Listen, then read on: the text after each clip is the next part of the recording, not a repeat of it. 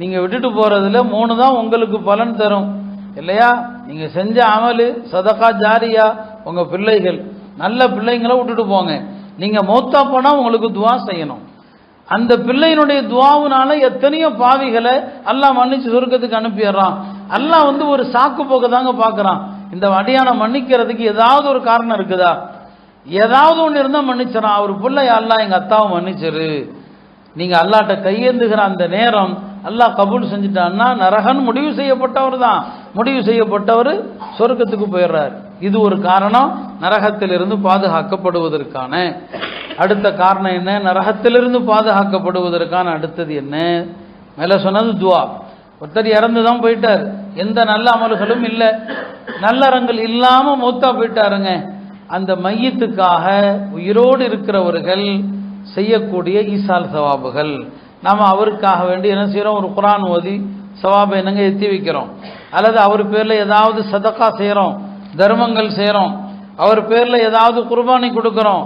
அவ இறந்தவர்களுக்காக நன்மைகளை சேர்த்து கொண்டே இருக்கணுங்க. அதுக்கு நாள் கணக்கு இல்லை, 3வது நாள் ஃபாத்திஹான்னு இல்லை, 40ன்னு இல்லை, வருஷம்னு இல்லை.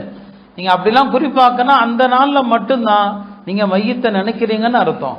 உங்களுடைய தாய் தந்தை இறந்து போயிட்டாங்கன்னு சொன்னால் நீங்கள் அவங்கள நினைக்காத நாளே இருக்கக்கூடாது, அவங்கள எண்ணாத நாளே இருக்கக்கூடாது. அவங்களுக்காக தினசரி நீங்கள் ஈசால் சவாபு செய்யணும். தினசரி அவங்களுக்கு குர்ஆன் ஓதுங்க, திக்ரு செய்யுங்க. அப்படி செஞ்சாதான் உங்கள் பெற்றோரை மதித்த பிள்ளையாக நீங்கள் அல்லாட்ட கருதப்படுவீங்க. இல்லைன்னா உங்கள் பெற்றோரை நீங்கள் மதிக்கலை. என்ன அமல்கள் வேண்டுமானாலும் உங்களால் என்ன அமல் முடியும்? இறந்தவர்களுக்கு உயிரோடு இருப்பவர்கள் நல்லறங்களை அனுப்புவதன் மூலமும் அல்லாஹ் அவங்கள மன்னித்து நரகத்திலிருந்து சொர்க்கத்துக்கு அனுப்பிடுறான்.